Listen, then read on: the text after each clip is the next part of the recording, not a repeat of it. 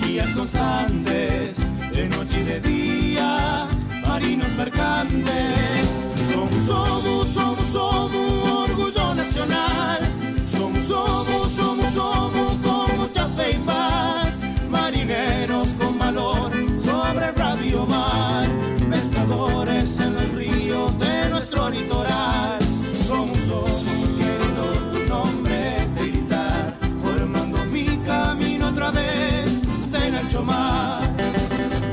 Buenos días, bienvenidos a otra edición de SOMU TV. Como les habíamos prometido la semana pasada, empezamos este recorrido por el Museo de las Islas Malvinas aquí en el Espacio de la Memoria, en lo que es la ex ESMA, en la capital federal de la ciudad de Buenos Aires. Hemos recorrido una primera parte, lo que fue la primera etapa, donde hemos tenido, si se quiere, una develación de la pertenencia y de la identificación desde el punto de vista histórico y geológico de las Islas Malvinas con lo que es nuestro país. Nos han también desmitificado algunas cuestiones desde el punto de vista cartográfico. En esta parte de este programa les vamos a presentar, por supuesto, una historia de vida con el vicepresidente de este museo, el vicedirector del Museo de las Islas Malvinas, este veterano reconocido, ya lo van a conocer, y por supuesto también ahondaremos en el capítulo quizás más triste que la historia de las Islas Malvinas en la República Argentina representa, que es la parte de la guerra, del conflicto bélico, pero también un nuevo capítulo, el capítulo de la esperanza, a partir de la discusión en los diferentes organismos democráticos e internacionales por la lucha, esta lucha democrática, siempre hay que resaltar esto, por las Islas Malvinas y por la identidad y la soberanía que está pendiente allí. Los invitamos entonces a esta segunda parte de este programa especial en SOMU TV.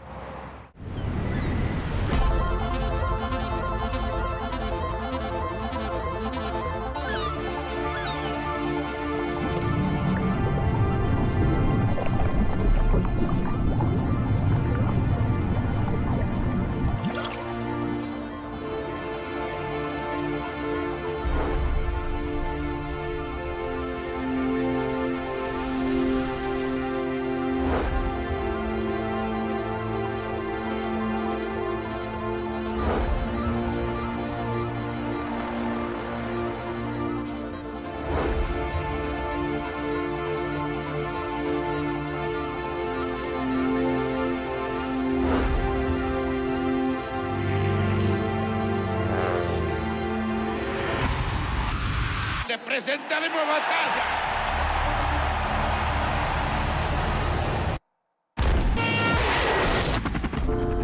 El combate de Puerto Argentino ha finalizado.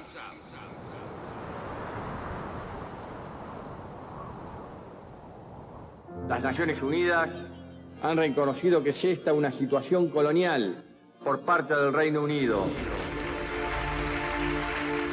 Que la cuestión de Malvinas excede incluso la cuestión nacional.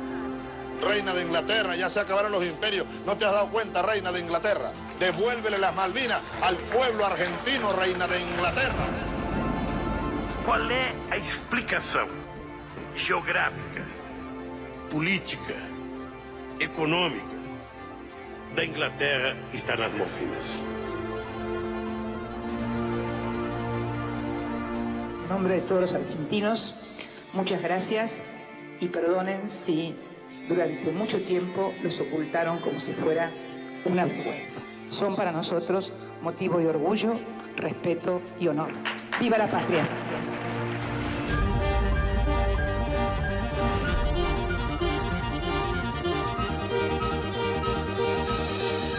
Un espacio público para vivenciar la historia, para sentir, pensar y reflexionar sobre nuestra causa nacional, regional y global.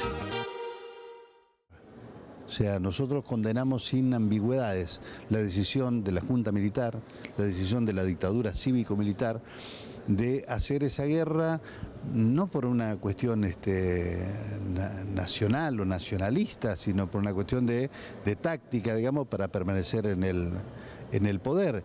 Sin embargo, hacemos una fuerte reivindicación, valoración y homenaje a todos nuestros caídos en Malvinas, a todos nuestros muchachos, digamos, que quedaron en suelo malvinense y en agua del Atlántico con el hundimiento criminal del crucero General Belgrano. En este segundo nivel del museo mostramos lo que fue la política de comunicación durante la dictadura, cómo nos ocultaban la verdad a los argentinos, y tenemos, por ejemplo, la revista Gente, que en el momento de mayor auge de la dictadura fue perpetradora, el medio de comunicación cómplice, pero que una vez perdida la guerra se empieza a despegar y denuncia la malversación de fondos, denuncia que un chocolate que había sido donado fue vendido en un kiosco de Comodoro Rivadavia. Encontramos una muestra, una apuesta, una intervención artística en esta parte. ¿De qué se trata? Bueno, en esta intervención mostramos parte de los programas que veíamos los argentinos en 1982. Ya sabemos que había una censura total y una propaganda triunfalista que ocultaba al pueblo argentino la verdad de lo que estaba ocurriendo en Malvinas. Y una característica que muchos visitantes nos recuerdan es la conversión a la televisión a color, porque una de las condiciones para ser sede del Mundial, que es tristemente recordado por ser una pantalla, ¿sí?, a lo que estaba pasando en este campo de concentración, que era la Escuela de Mecánica de la Armada, era convertir la señal a televisión a color. Entonces muchos recuerdan que iban en cada barrio al vecino que tenía transmisión a color para ver el Mundial. En esta siguiente sala encontramos nuevos capítulos de la manipulación mediática en ejemplares de la revista Gente, pero también hay pertrechos y elementos de los veteranos en el escenario del combate. Se destacan unas zapatillas de lona en medio de un lugar tan frío y tan inhóspito. Sí, bueno, tenemos los objetos como paradigmáticos de la imprevisión y la irresponsabilidad con que la dictadura mandó a nuestros muchachos a una guerra, porque el suelo de Malvinas es suelo de turba, entonces la zapatilla de lona se cubre de agua, y por eso algunas de las secuelas eran los congelamientos, ¿no? Además de después la muerte por hambre y las imprevisiones en cuanto a armamento y la descoordinación entre las tres fuerzas en los ataques. Esta imprevisión en el armamento sobresale en este detallecito. La cuchara tenía una historia, nos contaba fuera del aire. Sí, muchas veces cuando vienen excombatientes al museo les pedimos que la recorrida por esta sala la hagan ellos, y la vez pasada nos contaban que la cuchara, que parece un objeto en un museo irrelevante, en combate era la diferencia entre la vida y la muerte, porque no tenían destornilladores para ajustar los morteros. Así que nosotros eso lo valoramos mucho, porque todos nuestros muchachos, aún en esas condiciones, han luchado con un orgullo y una valentía inconmensurable. Así que por eso estamos tan orgullosos y enhorabuena que la causa Malvinas sea una política de Estado y esté en primera plana para reconocerles lo que les ha sido negado a través de la historia, ¿no?, en nuestro país.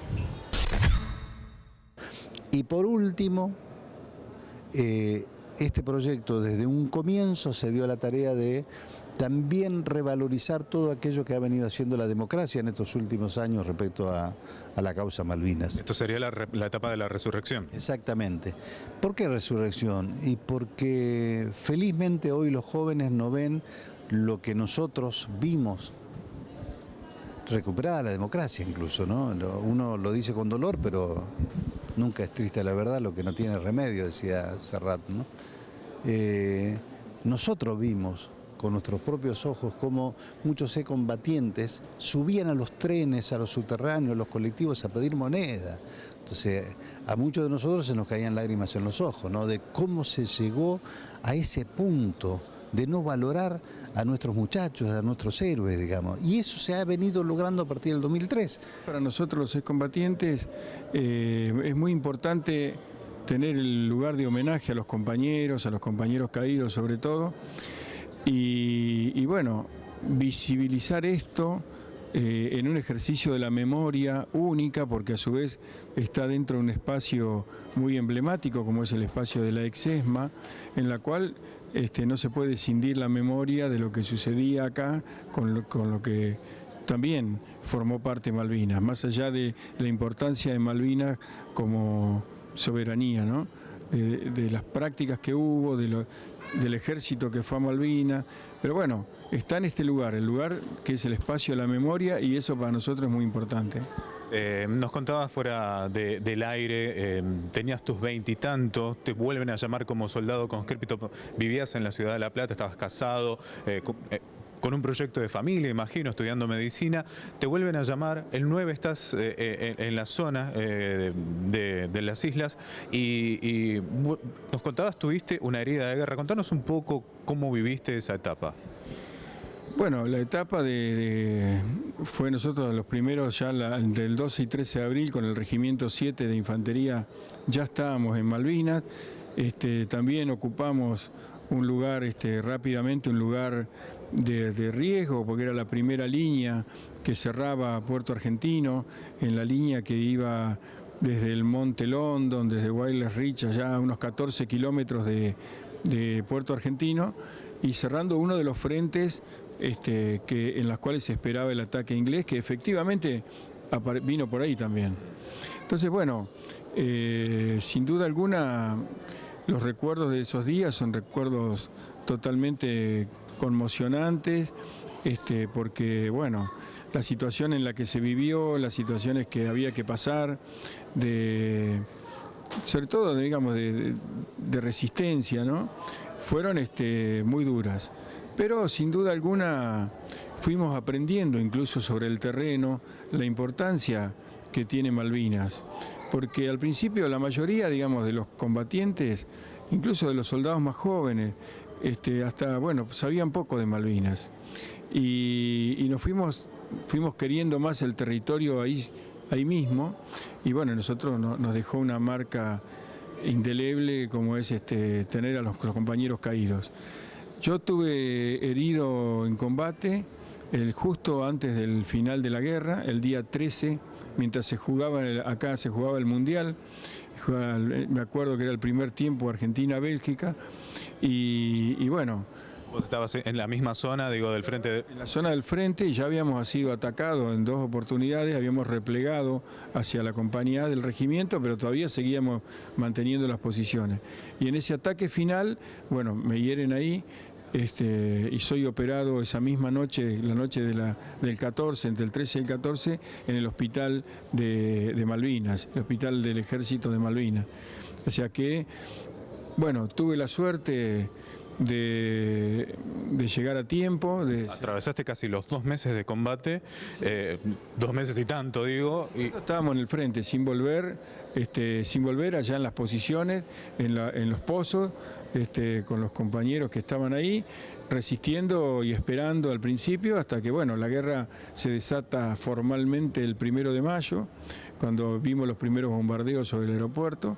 Y de ahí la intensificación de los bombardeos de barcos, de los bombardeos de los aviones, y bueno, y finalmente las batallas más importantes se dieron ahí a partir del 11, con el ataque al Monte London, luego el ataque a la zona de Wailes Ridge, y bueno, esta fue, digamos, el final ya cuando venía la infantería más la artillería, pero nosotros soportamos durante ese tiempo todo el ataque, tanto de los aviones como sobre todo la artillería naval, ¿no?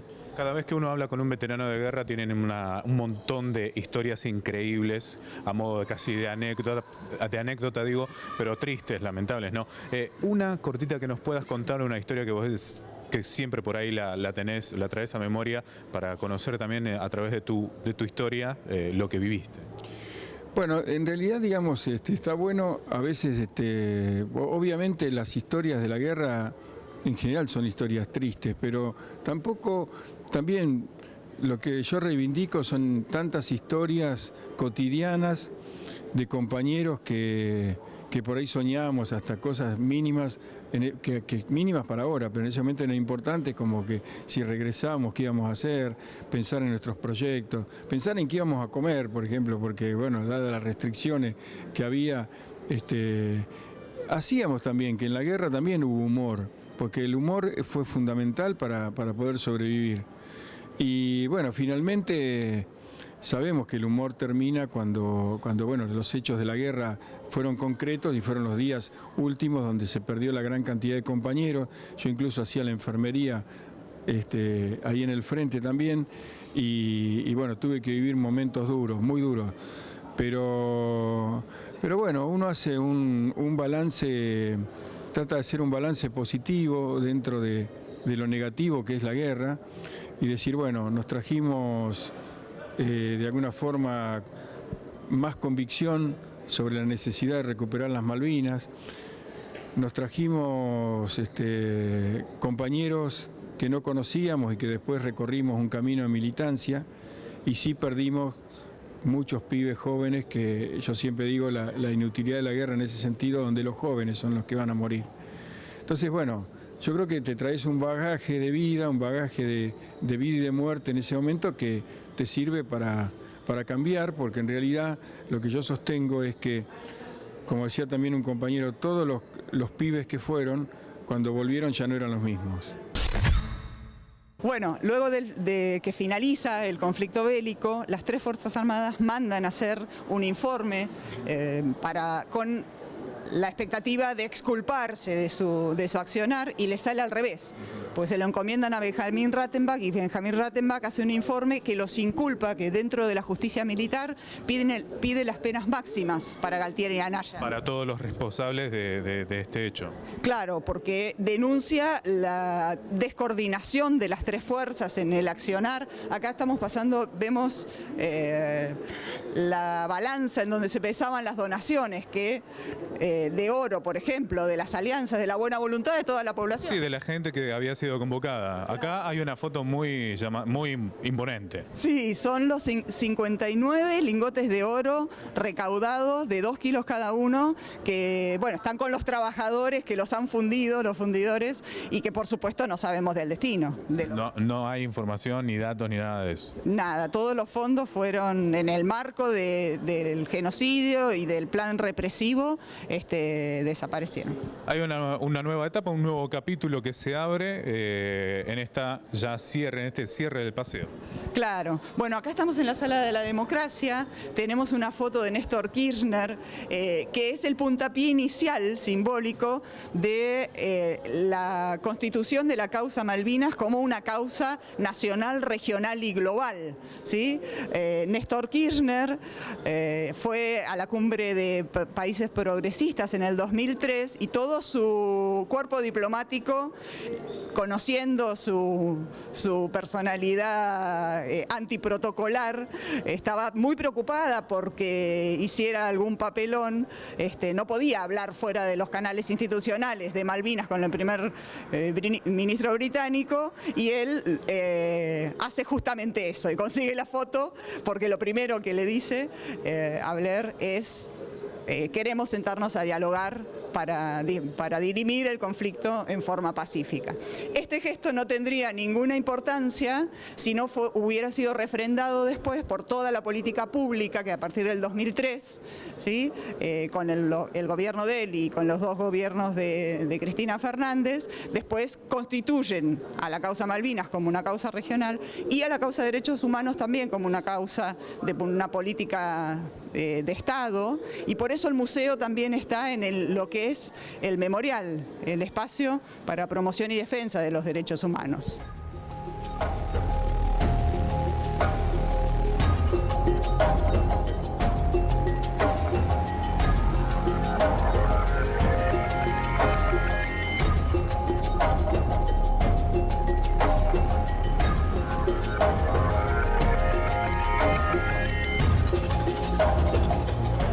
Esta mediateca es bastante interactiva, tiene estas tres pantallas puntualmente. Contanos de qué se trata.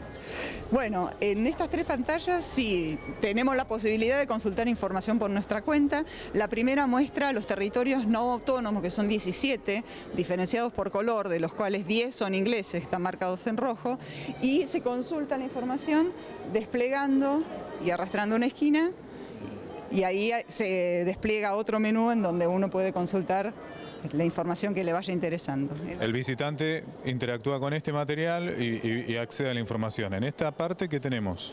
Y este es el Imperio Británico a lo largo de los siglos, del XVI al XX.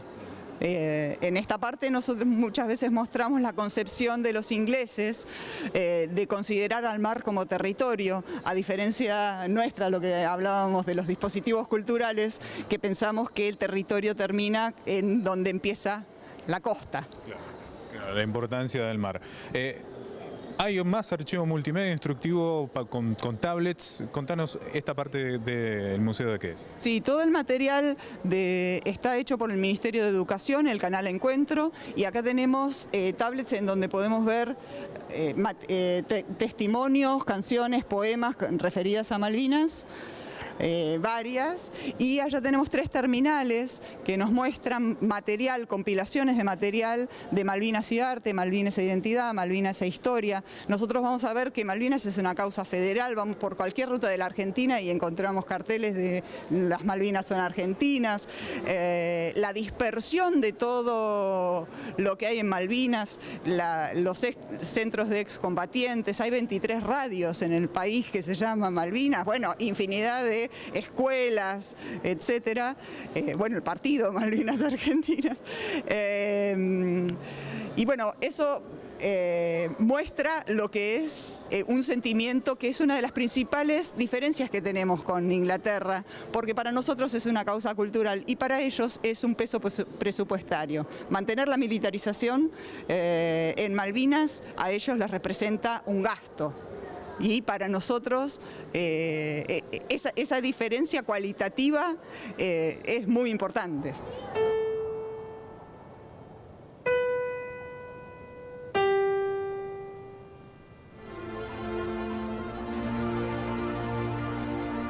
En nombre de todos los argentinos, muchas gracias y perdonen si durante mucho tiempo los ocultaron como si fuera una vergüenza. Son para nosotros motivo de orgullo, respeto y honor. ¡Viva la patria!